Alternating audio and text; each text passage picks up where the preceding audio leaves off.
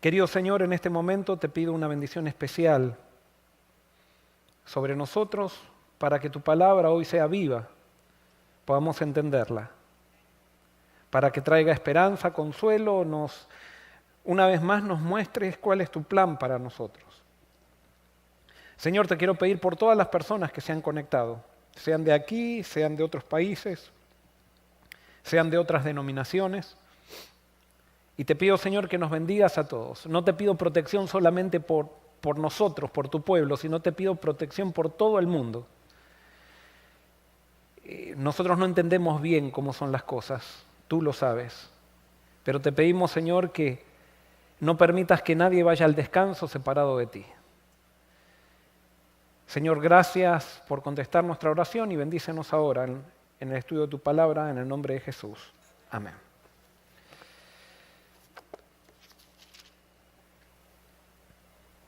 El tema de hoy se llama la prueba de la predicación del Evangelio. Y si bien no lo había planeado así, predicar una serie de sermones, los últimos 2 sermones están relacionados con este sermón que voy a predicar hoy. Hace 2 sermones yo prediqué sobre la parábola del hijo pródigo, ese fue el texto base. Y pudimos ver cómo el hijo mayor no pudo aceptar la bienvenida que el padre le daba al hijo menor que había despilfarrado la herencia desordenadamente. Y terminó la parábola en un misterio. Jesús no dice si el hijo mayor se arrepintió. Sabemos que el hijo que parecía el más malo se arrepintió, pero el hijo mayor no sabemos si se arrepintió. El sábado pasado que prediqué, hablamos de la parábola de la viña. Y vimos cómo los que fueron llamados primeros empezaron a sentir superiores de los que fueron llamados últimos. Y cuando el dueño de la viña va a pagarles a todos les paga igual. Y los primeros se enojan con el dueño de la viña por el hecho de que, como si ellos habían estado trabajando más, ¿cómo iban a recibir lo mismo? Y entonces el título del sermón se llamaba La trampa del servicio a Dios. O sea, muchas veces nosotros por servir a Dios nos podemos poner orgullosos y nos podemos subir a un pedestal que termina determinando nuestra caída. Y por eso lo que voy a predicar hoy ya es un ejemplo práctico de esto. Podría ser una parábola que está en el Antiguo Testamento, pero es una parábola que tiene que ver con no es una parábola, perdón, esto es una historia. En el Antiguo Testamento nosotros encontramos muchas veces a los profetas dando mensajes, y los libros que leemos de los profetas son mensajes de los profetas que Dios les comunicó para que comuniquen al pueblo de Dios. Pero este libro del Antiguo Testamento no es el mensaje de un profeta, sino que es la historia de un profeta. La historia de un profeta que se resiste a predicar el Evangelio. La historia de un profeta que se resiste a aceptar la revelación de Dios y que desea quedarse con la revelación que desea quedarse con las ideas que él tiene de Dios antes que aceptar la revelación de Dios mismo. Y ustedes ya me imagino que al decir esto, ustedes ya saben a quién me estoy refiriendo. Me estoy refiriendo al profeta Jonás. Y por eso los invito a abrir las Biblias en el libro de Jonás, que es la historia de un profeta que no quería predicar el Evangelio. Y Dios lo llama a predicar el Evangelio y para él resulta una prueba predicar el Evangelio, como puede ser una prueba para cada uno de nosotros predicar el Evangelio. Este personaje realmente es, como decimos en inglés, se dice, es un personaje, Jonás. Es muy interesante este personaje. Y vamos a ver lo que dice la palabra de Dios. Jonás capítulo 1, versículos 1 en adelante, dice así: Jehová dirigió su palabra a Jonás, hijo de Amitai, y le dijo: levántate y ve a Nínive, aquella gran ciudad, y clama contra ella, porque su maldad ha subido hasta mí. Pero Jonás se levantó para huir de la presencia de Jehová a Tarsis, y descendió a Jope, donde encontró una nave que partía para Tarsis. Pagó su pasaje y se embarcó para irse con ellos a Tarsis, lejos de la presencia de Jehová. Y acá viene la pregunta: ¿por qué un profeta de Dios quiere huir de Jehová? Y cómo un profeta de Dios que conoce a Dios muy bien puede pretender huir de Jehová. Y por eso yo me atrevo a decir que esto, huir de la presencia de Jehová, tiene un sentido simbólico. No es que realmente Jonás estaba queriendo huir de la presencia, sino que la actitud que tiene Jonás está descrita como que está huyendo de la presencia de Jehová. ¿Por qué? Porque cuando yo me resisto a predicar el evangelio que Dios me da, yo estoy huyendo de la presencia de Jehová.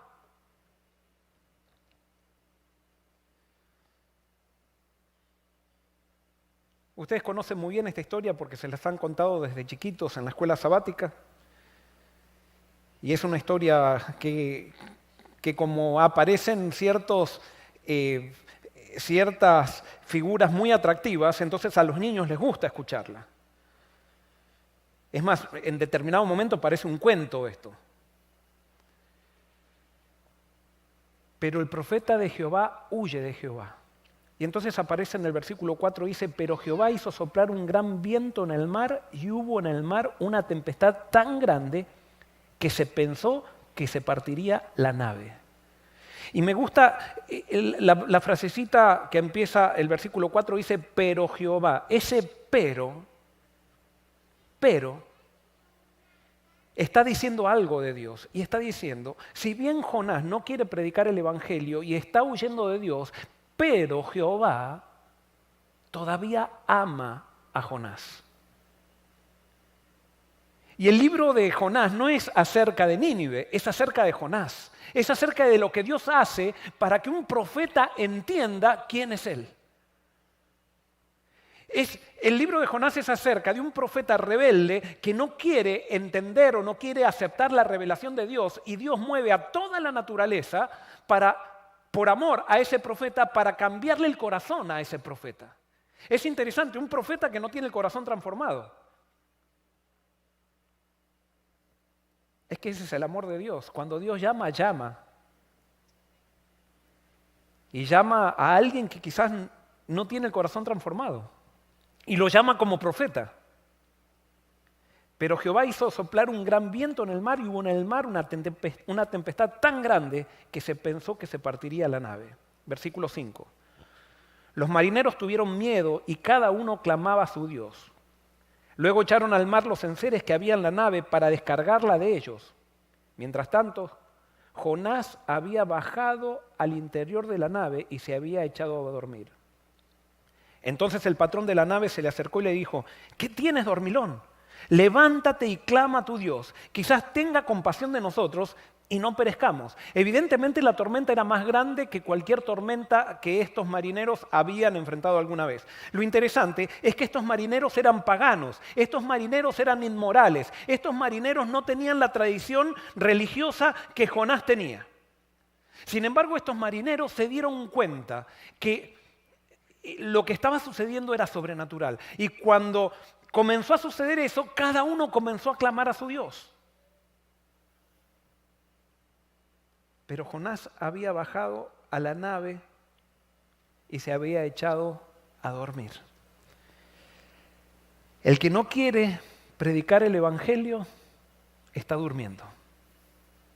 Y yo no sé si estaba durmiendo muy profundo Jonás. No sé. No lo dice allí. A mí me parece que esta dormida de Jonás era un intento por huir de Dios, por seguir huyendo de Dios. Porque él se resistía a predicar el evangelio. Porque el evangelio resultaba una prueba para Jonás, como el evangelio puede resultar una prueba para ti. Y entonces ahora vamos entrando al nudo de esta historia. Y entonces, versículo 7 dice, entre tanto, cada uno de los marineros decía a su compañero, venid y echemos suertes para que sepamos quién es el culpable de los que nos haya venido este mal. Echaron suertes y la suerte cayó sobre Jonás. Entonces ellos le dijeron, explícanos ahora por qué nos ha venido este mal. ¿Qué oficio tienes y de dónde vienes? ¿Cuál es tu tierra y de qué pueblo eres? Ellos comenzaron a echar suertes. Clamaron a sus dioses, comenzaron a echar suertes. Y les digo, ¿quién dirigió, no sé si lo habrán echado con dados, la suerte o qué, pero quién dirigió esos dados para que salgan y que caigan sobre Jonás? ¿Quién fue el que dirigió eso? Por supuesto que Dios. Y acá viene algo. ¿Será que entonces Dios puede dirigir algo que sabemos que está desaprobado por Él? ¿Acaso no es echar suertes algo que Dios está en contra de eso de echar suertes? Ahora, alguien puede decir, pero ¿cómo? Entonces esto lo dirigió Satanás. Es que justo cayeron las suertes sobre Jonás, porque ¿quién estaba interesado en Jonás? ¿Por causa de quién se había levantado la tormenta? Dios había levantado la tormenta por causa de Jonás, porque Dios quería enseñarle algo a Jonás, porque Dios amaba a Jonás. A pesar de que era un profeta rebelde.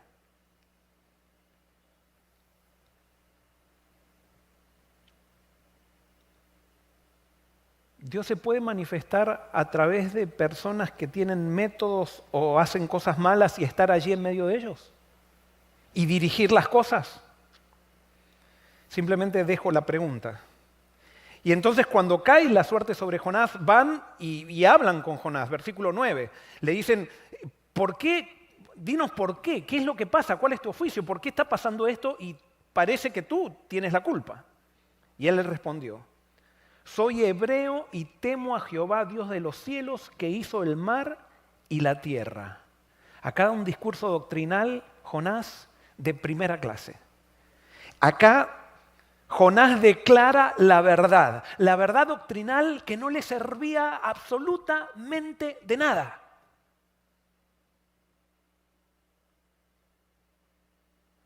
Acá Jonás declara una doctrina correcta a esta gente, y esta gente por esa doctrina siente cierta convicción. Pero a Jonás esa doctrina correcta no le servía de nada. Y acá comenzamos a entender ciertas cosas que quizás son un poquito incómodas en el libro de Jonás. Porque a nosotros nos encantaría que alguien que tenga la doctrina correcta y que pueda definir el Dios verdadero como lo definía Jonás, siendo un profeta, sea una persona también que no se muestre en sus errores, o sea, que sea una persona que le dé una lección a estos marineros inmorales. Sin embargo, acá empezamos a ver que Dios está utilizando a los marineros para predicarle a Jonás. A pesar de que Jonás tenía la doctrina correcta, son los marineros los que le dan una lección a Jonás y no es Jonás el que le da una lección a los marineros. Es más, Jonás avergüenza a Dios delante de los marineros y no es que Dios se avergüence. Porque los mismos marineros, cuando él declara su doctrina correcta, cuando declara su creencia en Dios, dice el versículo 10, aquellos hombres sintieron un gran temor y le dijeron, ¿pero por qué has hecho esto? Pues ellos supieron que huía de la presencia de Jehová por lo que Él les había contado. En otras palabras está diciendo, pero ¿cómo? Si tú adoras al Dios que creó todo el universo, ¿cómo estás huyendo de Él? No se puede huir de un Dios así. ¿Cómo? Si Él te mandó a predicar una cosa, ellos no sabían que le había mandado a predicar, pero si Dios te mandó ¿por qué no quieres predicar teniendo un Dios así? Le están predicando ahora ellos a Jonás. Pero Jonás no puede recibir la predicación de unos marineros inmorales que adoraban ídolos. Que en el momento de la tormenta, en vez de clamar a Dios, clamaron a sus dioses. No, él no puede aceptar eso. Entonces el versículo 11 dice, como el mar se embravecía cada vez más, le preguntaron, ¿qué haremos contigo para que el mar se nos aquiete? Y él le respondió, tomadme y echadme al mar, y el mar se os aquietará, pues sé que por mi causa os ha sobrevenido esta gran tempestad. Y acá, a mi criterio, Jonás comienza a sentir cierta culpa, porque él sabe que está huyendo de Dios. Pero él tiene una idea de Dios que si yo me equivoco, yo tengo que recibir el castigo. Y entonces ahora Jonás actúa o le pide a los marineros que hagan algo de acuerdo al Dios que él quería tener.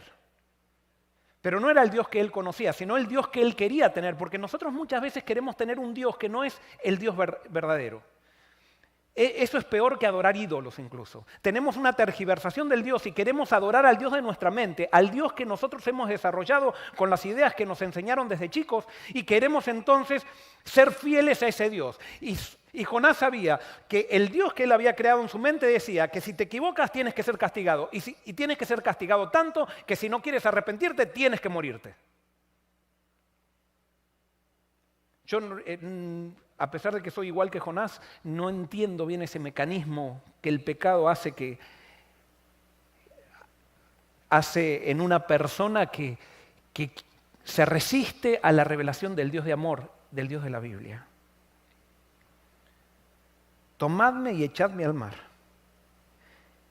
El versículo 13 dice, y aquellos hombres se esforzaron por hacer volver la nave a la tierra, pero no pudieron porque el mar se embravecía cada vez más contra ellos.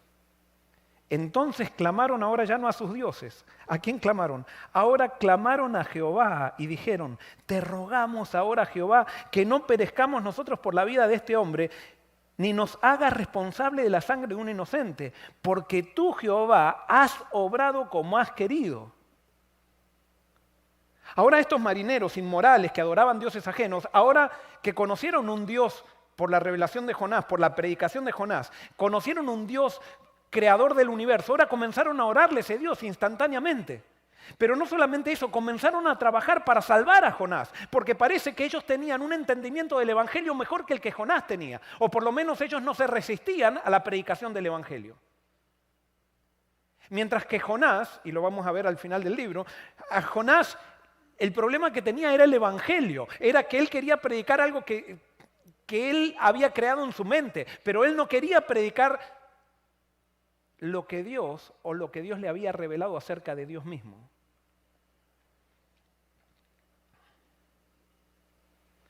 Aquellos hombres se esforzaron, pero no se aquietaba el mar porque Dios tenía un plan para enseñarle algo a Jonás. Como muchas veces Dios tiene un plan con su iglesia y para eso tiene que permitir tormentas, y esto no lo puedo explicar, donde nosotros como pueblo de Dios seamos sacudidos y podamos entender lo que Dios quiere revelarnos.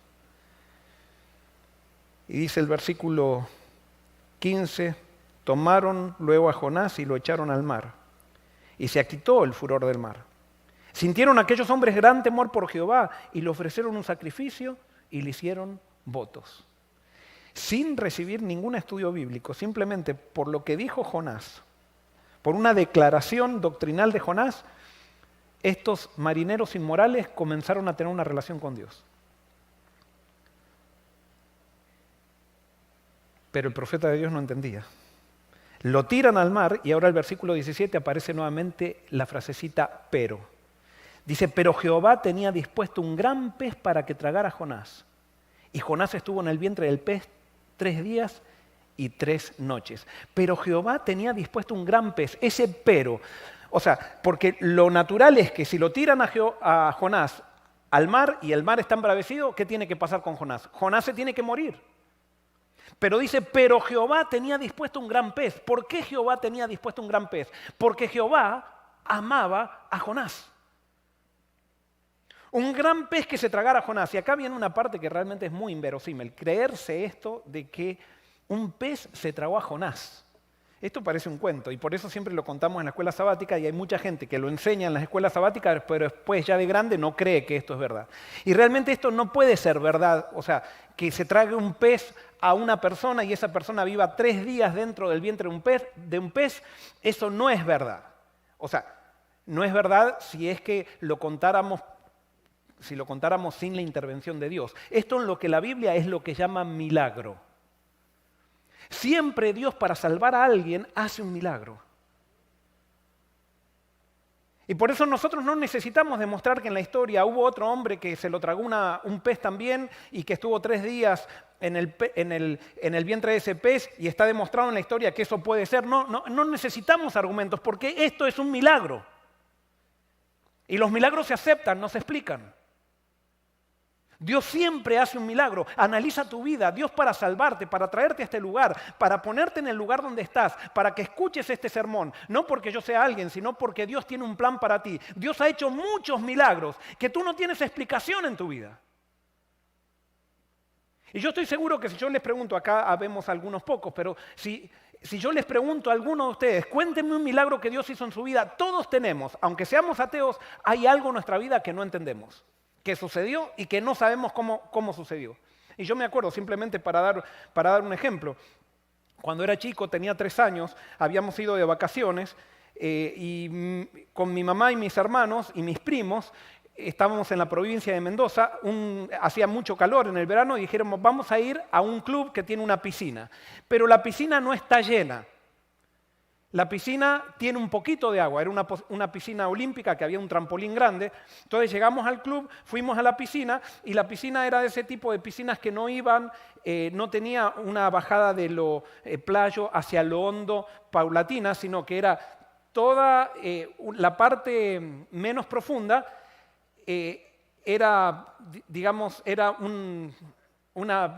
¿cómo podríamos decir? Como una meseta plana, y después tenía, en la parte donde estaba el trampolín, de repente tenía como un foso que ahí se llenaba de agua. Entonces cuando llegamos a la piscina tenía un poco de agua. El foso donde estaba el trampolín estaba lleno de agua, pero la parte plana tenía un poquito de agua que a mí me llegaba a los tobillos. Yo tenía 3 años, un poquito más de los tobillos, quizás a la rodilla.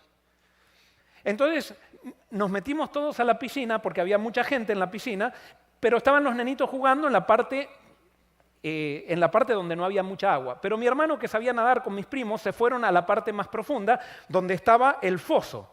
Entonces ahí en el foso se podía nadar. Y allí se estaba tirando mi hermano y mis primos, y yo como era más chiquito, entonces mi mamá me dijo, vos te quedás jugando acá. Y mi mamá estaba con mi tía, charlando con mi tía, y se distrajo. Y yo me fui de a poquito acercando donde estaba mi hermano con mis primos. Y yo veía que el agua me llegaba hasta acá. Y no veía el escalón porque estaba tapado con el agua. Entonces cuando llegué al escalón, yo veía que mis hermanos, yo dije, yo voy a seguir avanzando, y de repente caí y me sumergí en el agua. Yo les puedo decir que en ese momento comencé a dar vueltas abajo del agua y yo podía respirar abajo del agua. Yo tenía 3 años. Yo podía respirar abajo del agua.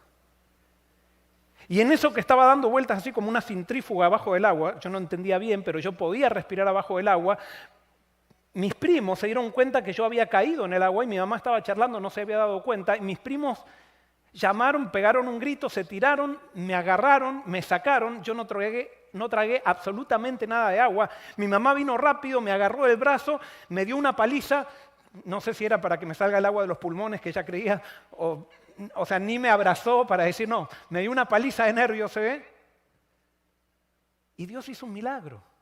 Y yo no tengo explicación para eso. Y yo sé que cada uno de nosotros tiene situaciones donde no puede explicar. Bueno, no podemos explicar. Dios en su amor preparó un pez que se tragó a Jonás, pero lo tragó a Jonás no para destruirlo, sino para que Jonás estuviera 3 días en ese vientre y que reflexionara.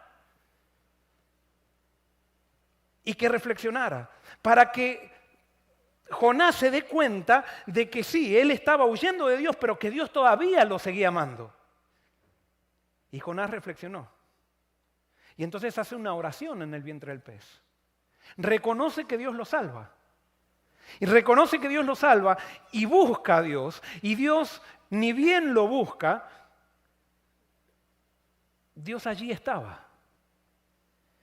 Y Jonás termina su oración de una manera de acuerdo a sus convicciones. O sea, fíjense en el versículo 7, capítulo 2, versículo 7, dice, cuando mi alma desfallecía en mí, me acordé de Jehová.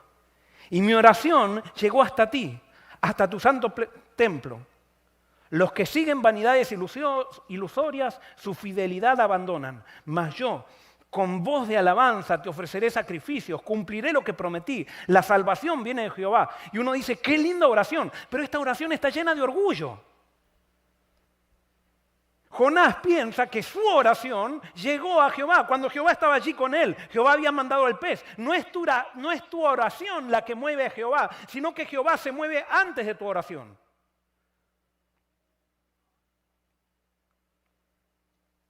Y entonces ahora que él se acuerda de Jehová, dice, yo realmente es un milagro lo que estoy viviendo. Estoy aquí adentro del pez, no me he muerto, ni me estoy asfixiando dentro del pez. Quiere decir que Jehová está conmigo y debe ser por mi fidelidad. En cambio, los que siguen vanidades, más yo. Y entonces dice, ¿sabes qué, Señor? Yo te voy a pagar esto. Te voy a dar sacrificios, te voy a dar ofrendas. Ahora lo que prometí lo voy a cumplir.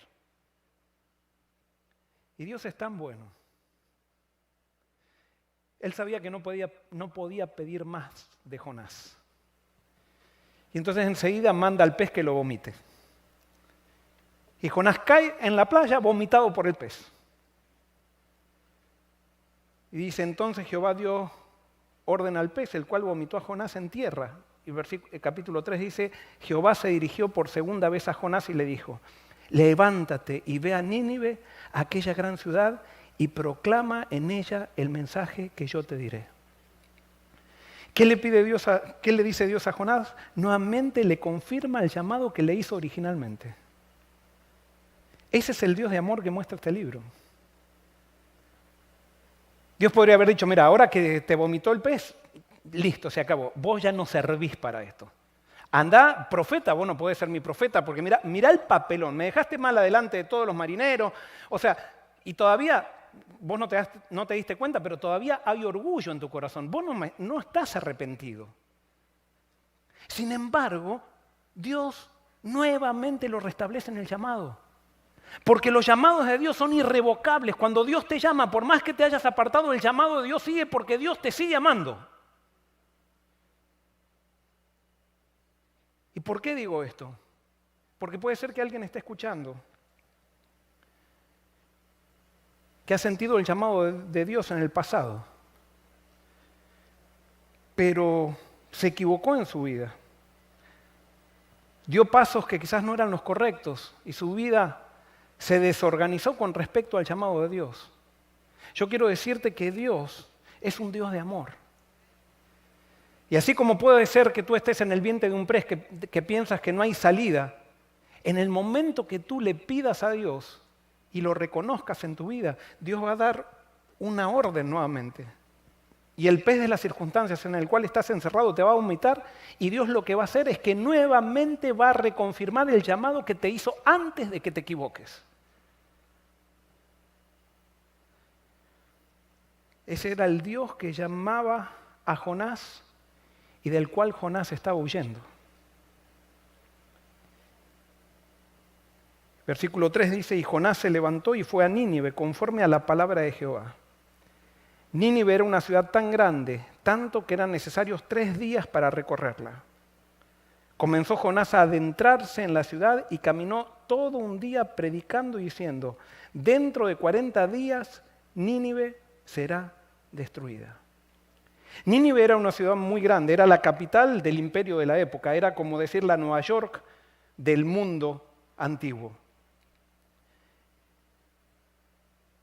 Y Nínive era conocida por ser una ciudad, especialmente el imperio ninivita, los reyes ninivitas eran los reyes más crueles que habían existido en la historia. Y sin duda lo que Dios le dice a Jonás es que vaya y le diga a Nínive que Nínive iba pronto a ser destruida. Pero no era porque Dios la iba a destruir a Nínive, y eso es lo que tenemos que entender. ¿Cómo este Dios que estaba preocupado por su profeta, que este Dios que aceptaba que los marineros que estaban haciendo cosas que él no aceptaba, Dios intervenía con los marineros? O sea, este Dios de amor quería salvar a Nínive, no quería destruir a Nínive. Entonces lo que estaba diciendo simplemente es que si ustedes siguen haciendo esto, va a venir destrucción, pero no porque yo la provoque, sino porque los voy a tener que entregar a Satanás, que es el que destruye. Pero no era Dios que iba a destruir Nínive, no, es que Dios manda a Jonás por amor a Nínive, no para destruir a Nínive. Y eso es lo que tenemos que entender, porque a veces nosotros leemos estos libros y leemos la Biblia con la misma mentalidad de Jonás, con la mentalidad del Dios que creamos en nuestra mente, pero no del Dios que muestra a Jesucristo. Y Dios quería, a pesar de que Cristo todavía no había venido, Dios quería mostrarle a Jonás que Dios era diferente, que Él era diferente a lo que Él tenía en su mente, a lo que Él quería de un Dios. Y es interesante, estos hombres crueles, estos hombres inmorales, estos hombres que adoraban ídolos, estos hombres que cuando adoraban ídolos, cometían orgías sexuales. Dice, los hombres, en versículo 5, los hombres de Nínive creyeron a Dios, proclamaron ayuno y desde el mayor hasta el más pequeño se vistieron con ropas ásperas.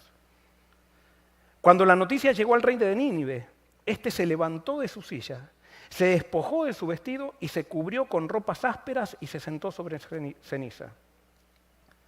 Luego hizo anunciar en Nínive por mandato del rey y de sus grandes una proclama que decía, hombres y animales, bueyes y ovejas, no prueben cosa alguna, no se les dé alimento ni beban agua, sino cúbranse hombres y animales con ropas ásperas y clamen a Dios con fuerza. Que cada uno se convierta de su mal camino y de la violencia que hay en sus manos. Quizás Dios se detenga y se arrepienta, se calme el ardor de su ira y no perezcamos. Es interesante, Jonás simplemente caminó un día proclamando de que Dios, proclamando que la ciudad, no que Dios, sino proclamando que la ciudad iba a ser destruida. Y es interesante que no predicó otra cosa. Podría haber predicado algo más. Y dice que los hombres empezaron a buscar al Dios que Jonás estaba diciendo que servía. Y no solamente eso, sino que después los hombres comienzan a hablar y la noticia llega al rey y el rey da una orden y dice, todos tienen que vestirse de luto, hasta los animales. Y ustedes imagínense yendo por el campo y las vacas todas cubiertas con ropas de negro, o sea, todos cubiertos y no sabemos, ¿por qué hacen eso? Parece algo, ¿cómo podríamos decir? Inverosímil, pero ellos hacían las cosas de acuerdo a lo que ellos sabían cómo hacerlas, de acuerdo a sus supersticiones. Pero ellos con eso estaban mostrando que realmente estaban aceptando, creyeron a Dios. Dice, creyeron a Dios. Los hombres de Nínive creyeron a Dios.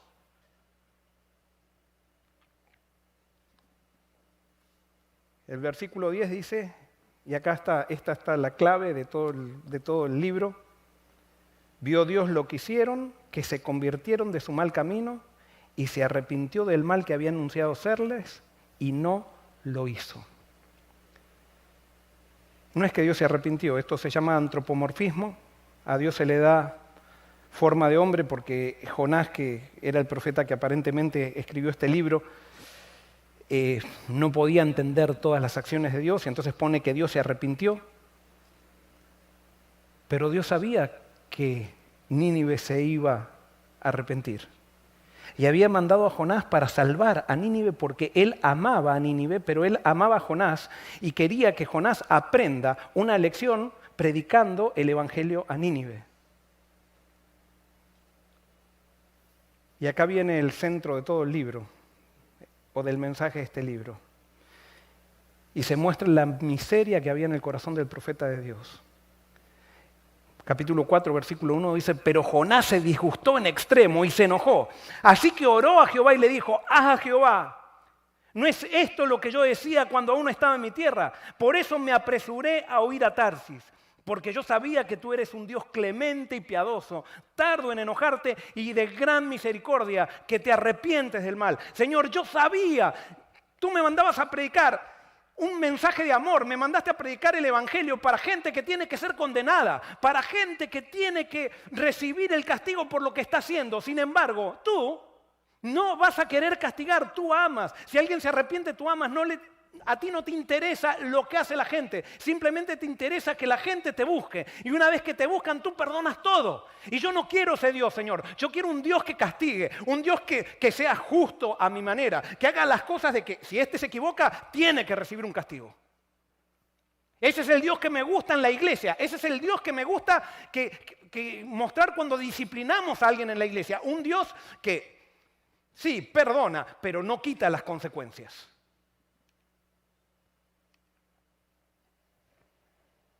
Perdón, voy a volver para atrás. Por acá.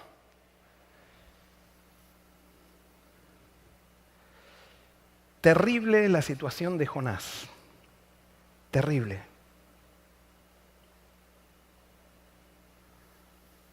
¿Cuál es el Dios que tú sirves? ¿El Dios que está en tu mente? o el Dios que muestra a Jesucristo? Y ahora Jonás dice a Jehová, ¿no es esto lo que yo decía aún cuando estaba en mi tierra? De alguna manera, Jonás sabía que Dios quería perdonar. ¿Y de dónde había sacado eso Jonás? Y por eso huye a Tarsis. Hay personas que no les gusta predicar el evangelio, les gusta predicar la condenación. Nos gusta decir Babilonia va a ser destruida, el mundo va a ser destruido. Tenemos que todos venir a la iglesia adventista porque si no todos se van a quedar destruidos. Todos tenemos que guardar el sábado porque si no guardamos el sábado vamos a ser destruidos. Nos encanta tener el espíritu de Jonás con un Dios que hemos inventado, que es peor que la idolatría, porque no, es un Dios que está en nuestra mente, pero no es el Dios que muestra a Jesucristo. Yo sabía, dice Jonás, que tú eres clemente y piadoso, pero ese Dios no me gusta. No me gusta que me hagas predicar el evangelio, es una prueba para mí, porque si tengo que predicar el evangelio yo tengo que cambiar. Y yo no quiero cambiar, yo quiero condenar.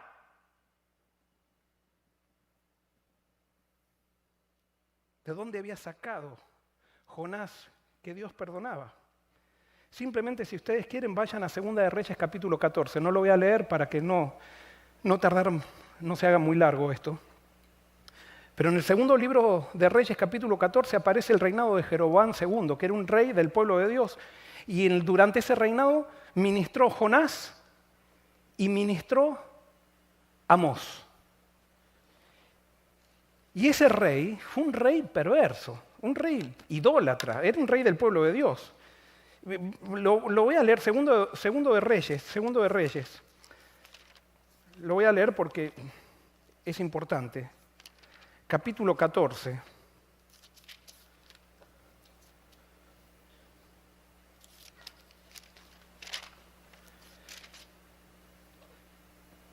Dice el versículo 23, el año 15 de Amasías, hijo de Joás, rey de Judá, comenzó a reinar Jeroboam, hijo de Joás, en Samaria sobre Israel. Reinó 41 años, pero hizo lo malo ante los ojos de Jehová, pues no se apartó de todos los pecados de Jeroboam, hijo de Nabat, el que hizo pecar a Israel. O sea, Jeroboam siguió a su abuelo Jeroboam, que fue el primer rey de Israel, y que mezcló el culto del verdadero Dios con un culto a un becerro de oro. Y todo Israel se pervirtió a raíz de todo eso. Y Jeroboam II, que es hizo lo mismo. Pero ¿saben qué? Jeroboam II restauró y iba a hacer las guerras y le iba bien en las guerras. Y restauró los límites de Israel. Y fíjense lo que dice el versículo 25. Restauró los límites de Israel desde la entrada de Hamat hasta el mar de Arabá, conforme a la palabra de Jehová, Dios de Israel, la cual había él anunciado por medio de su siervo Jonás, hijo de Amitai, profeta que fue de Gat-Hefer. Porque Jehová había visto la muy amarga aflicción de Israel. No había siervo ni libre, ni quien diera ayuda a Israel. Jehová no había decidido borrar el nombre de Israel de debajo del cielo y lo salvó por medio de Jeroboam, hijo de Joás. En otras palabras, Jonás veía que el rey estaba haciendo un desastre, que se estaba apartando de Dios, y entonces Dios le dice, Jonás, yo te voy a dar palabra para el rey. Entonces Jonás lo escucha a Dios y espera que Dios le diga, mira, dile al rey que voy a destruir Israel por todo lo malo que está haciendo. Y resulta que Dios le dice, mira, dile al rey que lo voy a bendecir y que va a extender el dominio de Israel.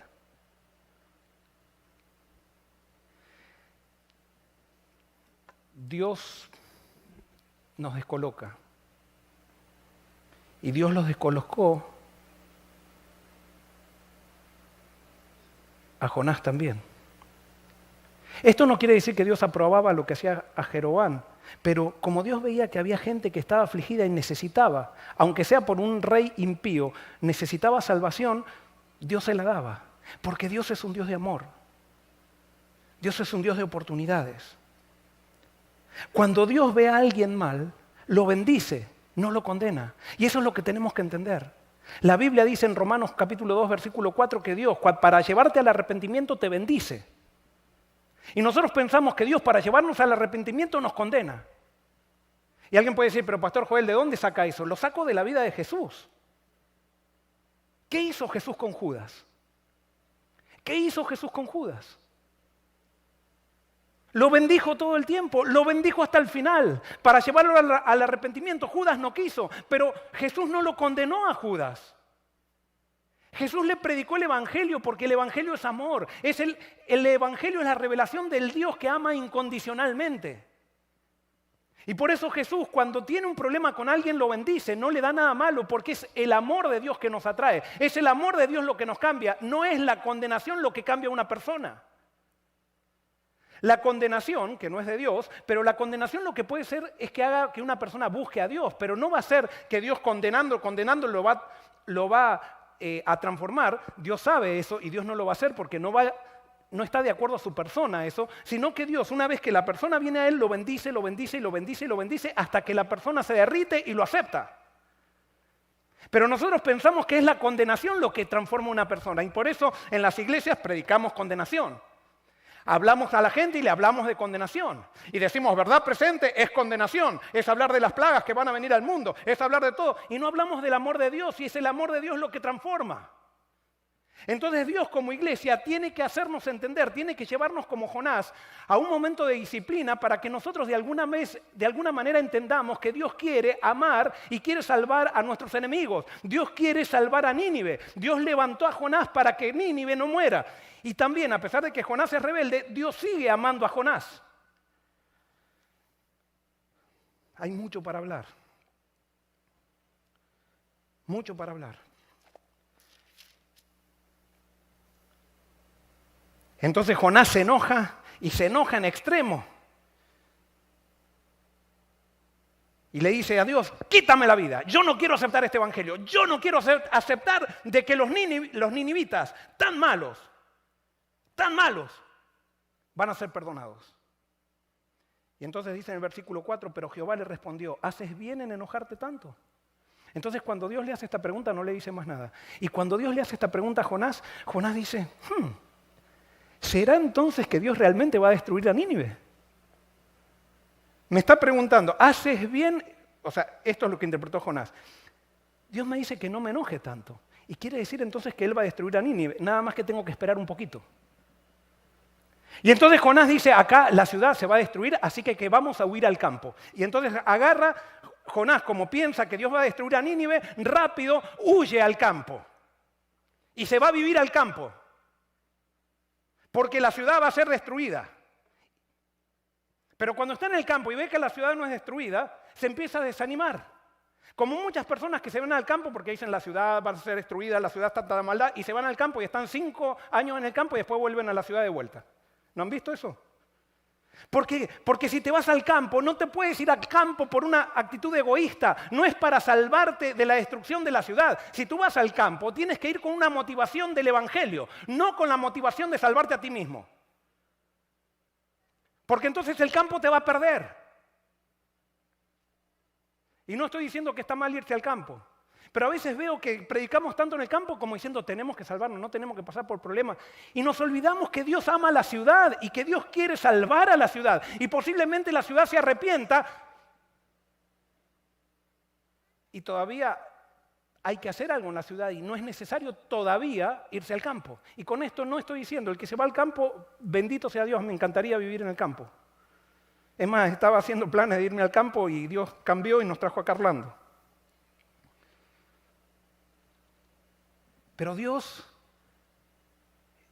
es un Dios de misterios. Y Dios ama al mundo. Y si levantó un pueblo, no es para que se vaya a vivir al campo y que sea sano y que se salve a sí mismo y que sea perfecto. Dios levantó un pueblo para salvar a la ciudad, para salvar a Nínive, para que le muestre el amor a Nínive. Pero Jehová le respondió, ¿haces tanto bien en enojarte? Versículo 5, Jonás salió de la ciudad y acampó hacia el oriente de ella. Allí se hizo una enramada y se sentó a su sombra, para ver qué sucedería en la ciudad. Entonces Jehová, Dios, dispuso que una calabacera creciera sobre Jonás para que su sombra le cubriera la cabeza y lo librara de su malestar. Jonás se alegró mucho por la calabacera, pero al amanecer del día siguiente, Dios dispuso que un gusano dañara la calabacera y ésta se secó. Y aconteció que al salir el sol envió Dios un fuerte viento del este. El sol hirió a Jonás en la cabeza y sintió que se desmayaba. Entonces, deseando la muerte, decía, Mejor sería para mí la muerte que la vida. Ese era el Dios de Jonás que tenía en su mente. Continuamente deprimido, continuamente enojado. Cuando nosotros tenemos en la cabeza un Dios que condena, no podemos salir de nuestros problemas de enojo, de nuestros problemas de autocondenación. Es como que inconscientemente buscamos morir todo el tiempo.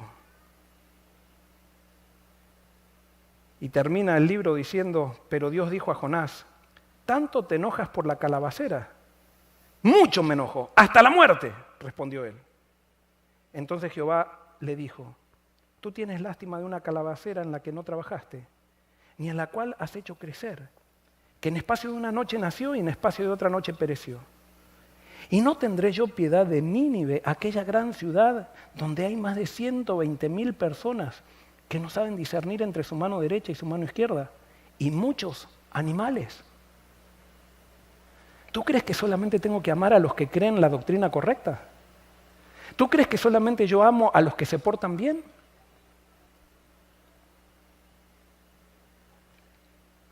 Y mire, tú cuidas una plantita y siempre sale el... Cuidas una plantita, y aunque no se lo dijo Dios, pero la cuidas porque te dio sombra. Pero si no te hubiera dado sombra, también la hubieras pisoteado. Porque tú solamente, tu religión te hace pensar solamente en ti, porque estás siguiendo un Dios que no existe, un Dios que creaste en tu mente, un Dios de condenación.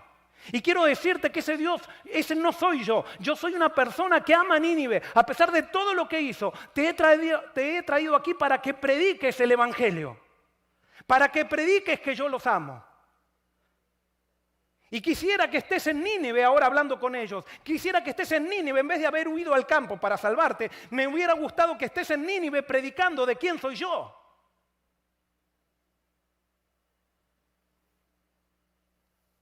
Y no solamente eso, amo hasta los animales que están en Nínive.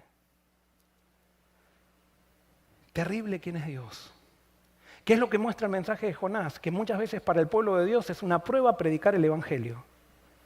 Porque el Evangelio desafía todos nuestros preconceptos. El Evangelio tira abajo nuestro orgullo. El Evangelio no nos puede hacer considerar a nosotros superiores a otros que creen algo que nosotros no creemos. Pero cuando nosotros tenemos esa actitud, quiere decir que somos más idólatras que aquellos que están adorando ídolos. Es más, no nos sirve de nada definir la doctrina si nosotros no podemos salvar a la gente. ¿De qué nos sirvieron las doctrinas? ¿De qué? ¿De qué le servían las doctrinas a Jonás? De nada. Pero Dios seguía amando a Jonás. Jonás es un libro que nos muestra que debemos tirar abajo todas las barreras que nos hacen sentir superiores a otros. Y es necesario que empecemos a darnos cuenta de que todo el mundo, todas las personas son nuestros hermanos. Lo que muestra el libro de Jonás es que si Dios eligió un pueblo, Dios no te eligió para ser pueblo de Dios, no te eligió como profeta porque eres la mejor persona. No, Dios cuando elige al peor. Dios cuando elige al más duro, porque sabe que si no lo elige primero, no lo va a agarrar nunca. Entonces primero tiene que elegir al más duro para que el más duro le predique a lo más blando, para que cuando el más duro le predique a lo más blando, el más duro se evangelice a sí mismo. Porque es tan duro que necesita venir primero, porque si no, nunca se convertiría. Entonces, si tú estás en la iglesia de Dios, si tú has llegado a ser alguien, es porque eres el más duro, es porque eres el peor. Ah, no, porque yo soy el pastor de la iglesia de Forest City. Porque eres el más duro. Ah, no, porque yo soy el presidente de la asociación. Porque eres el más duro. Ah, es porque yo soy el presidente de la asociación general. Eres el más duro. Y no te estoy ofendiendo, te estoy diciendo lo que dice la Biblia. Dios dice que Dios eligió a Israel porque era el pueblo más insignificante, no porque era el mejor pueblo. Y por eso Él elige al más insignificante para que le predique al mundo. Porque si no lo elige primero, no se salva nunca el peor. Si nosotros estamos es porque somos los peores. Y en su gracia, Dios nos quiere hacer entender eso como a Jonás, para que amemos a los ninivitas. Y quiero leerles unas citas. Y esto, por eso, yo sé que muchos se pueden enojar conmigo con lo que voy a decir, pero esta es una cita del profeta. Entonces, si se enojan, enójense con el profeta, no conmigo. Aquellos quienes Cristo elogia en el juicio pueden haber sabido poca ¿qué? Poca teología, Aquellos a quienes Cristo elogia en el juicio pueden haber sabido poca teología, pero albergaron sus principios. Por la influencia del Espíritu Divino, fueron una bendición para los que lo rodeaban. Aún entre los paganos, hay quienes han abrigado el espíritu de bondad. Antes que las palabras de vida cayesen en sus oídos, manifestaron amistad para con los misioneros, hasta el punto de servirles con peligro de su propia vida. Y fíjense lo que dice ahora. Entre los paganos hay quienes adoran a Dios ignorantemente, quienes no han recibido jamás la luz de un instrumento humano y sin embargo no perecerán. O sea, adoran a Dios sin conocer ninguna doctrina. Es más, adoran a Dios sin conocerlo a Él, en el sentido de que no saben realmente que Dios se encarnó en Cristo. No saben que Dios eligió un pueblo que era el pueblo judío. No saben que hubo un Sinaí, no saben que hubo un santuario. Sin embargo, dice, adoran a Dios ignorantemente, lo adoran. Aunque sea ignorantemente, pero lo adoran y Dios lo acepta. Y ahora fíjense lo que dice, esto quizás es lo que más nos va a doler. Aunque ignorantes de la ley escrita de Dios, oyeron su voz hablarle en la naturaleza e hicieron las cosas que la ley requería.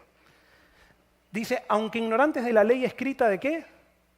Ignorantes de la ley escrita de Dios, oyeron su voz hablarles en la naturaleza e hicieron las cosas que la ley requería. Ahora hago una pregunta, ¿guardaron el sábado estos? Los que está describiendo aquí no guardan el sábado, pero dice que guardan la ley de Dios. Y quiero decirles que no se puede agotar un tema en un sermón. Y yo dentro de poco voy a predicar el tema de la ley de Dios. Y con esto no estoy diciendo que no hay que guardar el sábado. Pero no todo el que guarda el sábado guarda la ley de Dios. Y no todo el que guarda la ley de Dios guarda el sábado. De acuerdo a lo que nos dice Apocalipsis, al final del tiempo, todo el que guarde la ley de Dios va a guardar también el sábado. Pero hay mucha gente en este momento que guarda la ley de Dios y que no guarda el sábado, y hay muchos que guardan el sábado pero no guardan la ley de Dios.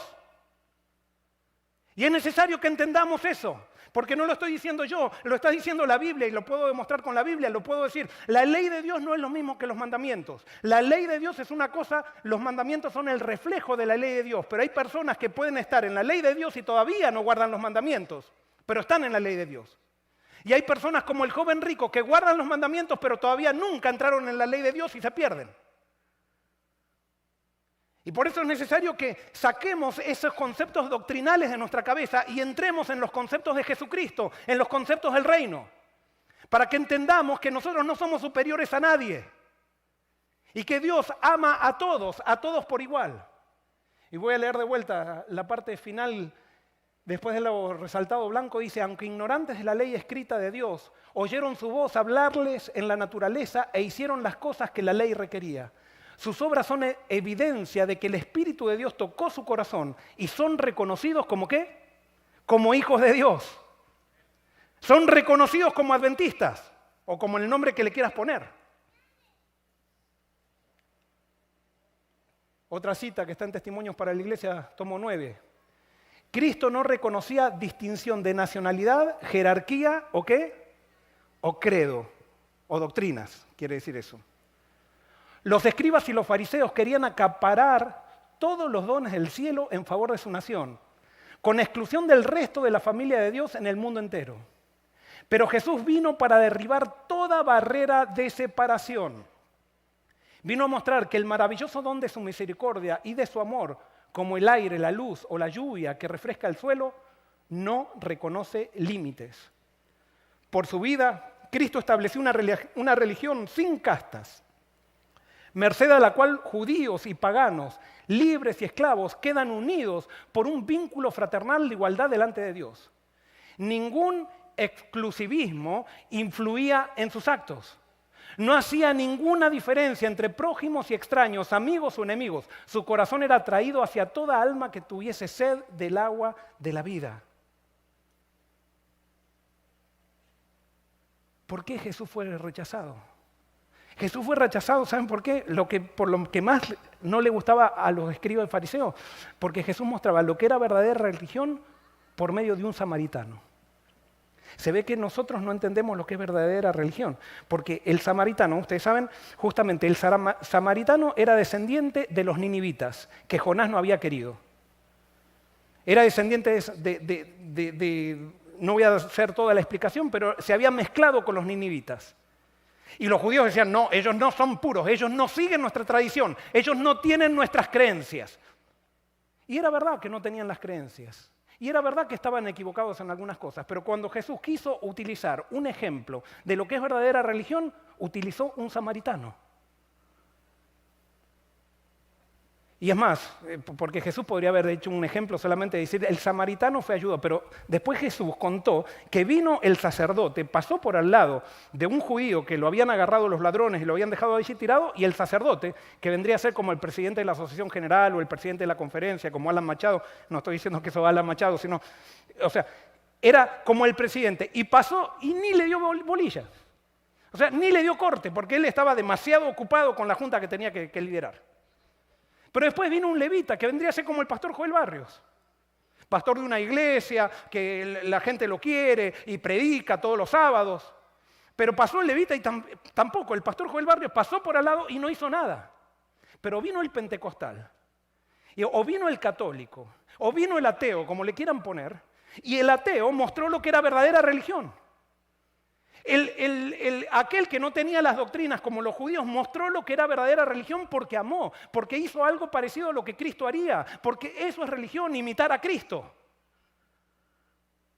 Y sí, hay que guardar el sábado, pero no te sirve de nada guardar el sábado, así como Jonás declaró quién era el Dios, no le servía de nada si no amaba, si no aprendía a amar como Dios amó, o como Dios ama.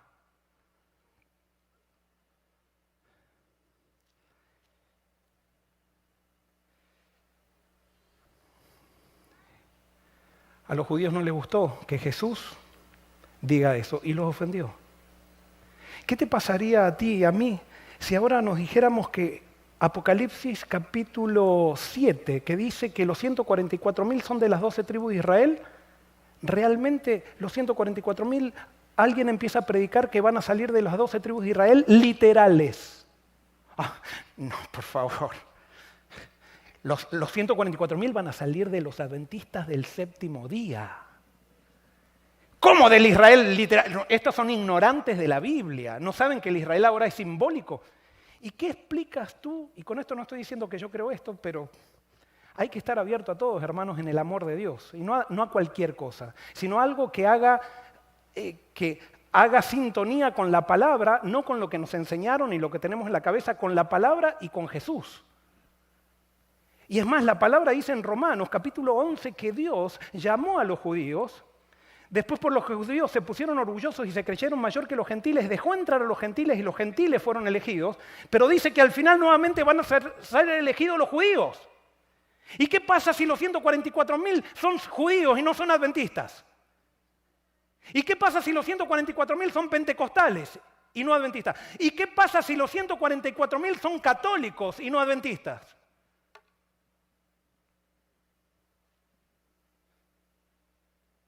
Estoy llevando hasta las últimas consecuencias el mensaje de Jonás.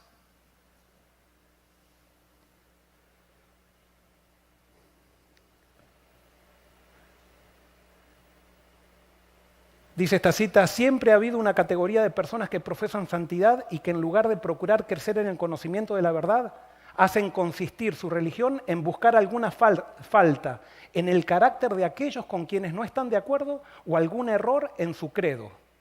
Son los mejores agentes ¿de quién? De Satanás. O sea, para Elena de White, buscar en la verdad no tiene que ver con credos, tiene que ver con descubrir quién es Dios.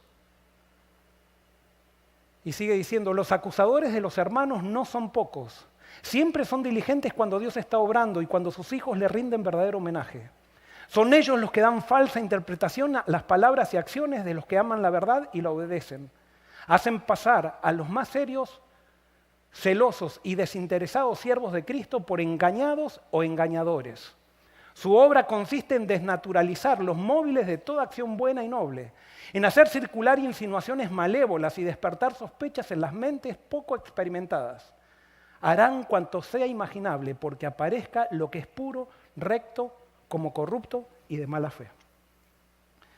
Yo sé que habrá muchas personas que después de este sermón se enojarán conmigo, porque estoy hablando que los pentecostales quizás pueden ser parte de los 144.000, o que los católicos pueden ser parte de los 144.000, o que algún ateo puede ser o que muchos ateos pueden ser parte de los 144.000.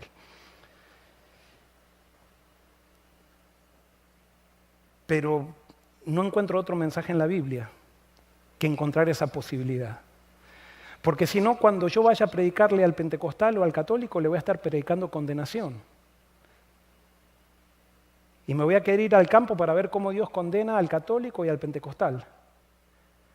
Cuando Dios no va a condenar a ningún católico o pentecostal y quizás me tiene que transformar a mí, porque predicar el verdadero evangelio es una prueba para aquel que todavía no conoció a Dios. Y posiblemente muchos de nosotros en esta iglesia, de la cual yo soy pastor, y la cual yo creo que Dios ha levantado como un movimiento especial para este tiempo, con un llamado especial. Quizás vamos a tener que recibir las mismas lecciones que Jonás, para entender de que el plan de Dios es que todos lleguemos a ser hermanos. Y que el plan de Dios es que reflejemos a Cristo, más que descubramos una verdad teológica, que están buenas las verdades teológicas, hay que descubrir la Biblia. Pero es ser como Cristo, es ser como Él. ¿Qué es lo que las lecciones del libro de Jonás? Hay 4 lecciones para mí. Muchas veces nos resistimos a la revelación de Dios y luchamos por quedarnos con la idea que tenemos de Él, antes de aceptar la revelación de Él mismo en Jesús. Yo te quiero hacer una invitación a ti que te estás enojando por escucharme. Y yo no me estoy poniendo como que yo ya la tengo clara, no. Pero si te estás enojando, quiero decirte que Dios te ama y que va a usar toda la naturaleza para poder salvarte y para que cambies esa manera de ver a Dios. Porque Dios amaba a Jonás, y el libro de Jonás no es para mostrar que los ninivitas eran malos, sino para mostrar que un profeta era malo. Pero yo creo que Jonás se arrepintió, porque al final Jonás contó su testimonio escribiendo el libro. Y si no se hubiera arrepentido, no hubiera escrito este libro. Y fue vulnerable, y mostró todas sus miserias, porque eso es lo que hace el Evangelio. Cuando nosotros aceptamos la justicia de Cristo, ya no nos avergonzamos más de nuestras injusticias. Y las podemos declarar para que otros puedan aceptar al Dios que nos perdonó a nosotros. Y por eso es necesario que aceptemos la revelación de Dios y que dejemos las ideas que tenemos de Dios en la cabeza. La segunda lección del libro de Jonás es que Dios, para salvar, bendice, no condena. Jesús bendijo a Judas hasta el final. Y Judas se ahorcó por rechazar el amor de Dios, pero no es que se ahorcó porque Dios lo condenó, sino porque Jesús lo bendijo hasta el final. Y él se resistió a esa bendición y se tuvo que ahorcar. No vaya a ser que muchos de nosotros nos estamos resistiendo al Evangelio como Jonás y no nos arrepintamos como Jonás. Y terminamos como Judas, colgados de un árbol, porque no podemos soportar el Evangelio, que Dios perdone a los ninivitas. Tercera lección, Dios elige para hacer misión a los peores. Dios eligió a Jonás para que vaya a predicarle a los ninivitas, porque si no lo elegía como profeta a Jonás, nunca lo iba a agarrar. Y tenía que estar cerca de Jonás porque Jonás era el peor. Y los que Dios nos llamó a una misión especial somos los peores. Y si no reconocemos eso, vamos a predicar un evangelio tergiversado, un evangelio equivocado. Dios llama al peor para predicarle al mejor. Y por eso dice que los últimos serán postreros y los postreros primeros. O sea que si Dios te llamó a ti, era porque eras el último. Y Dios en su justicia te pone como primero. Pero no te olvides que eres el último. Simplemente tienes que reconocer que necesitas quebrarte ante la revelación de Dios y eso te mostrará que eres el peor. Y cuarto, la doctrina correcta no es suficiente si no está acompañada de la actitud correcta. Quiero terminar simplemente contándoles que mi padre era un hombre de mundo que Dios lo salvó. Era como un ninivita que Dios lo salvó. y lo hizo un pastor. Mi madre era una niña que se crió en una en una familia católica, pero como en el barrio donde ella vivía no había iglesia católica, la mandaron a una iglesia de los Hermanos Libres y allí encontró a Cristo. No voy a contar la historia. Yo simplemente quiero decirles que tengo parientes que son católicos y tengo parientes que son ateos.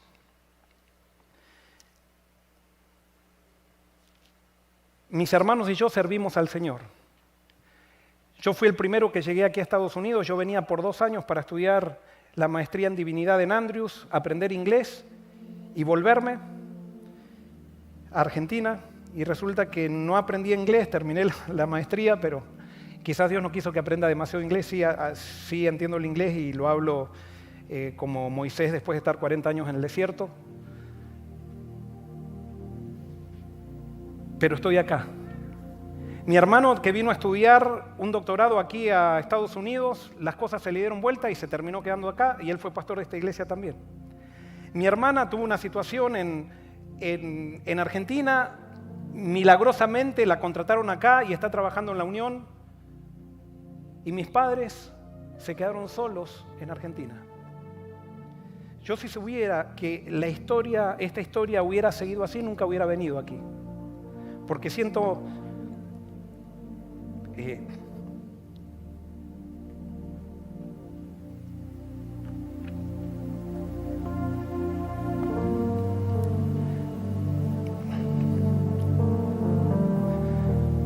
muchas veces siento impotencia por mis padres.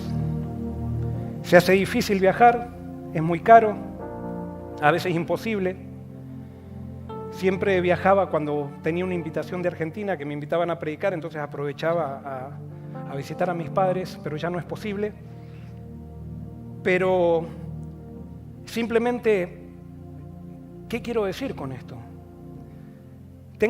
Voy a simplemente centrarme en una persona, y perdonen pero tengo una prima y mi primo, que están casados, y ellos son ateos, o por lo menos agnósticos.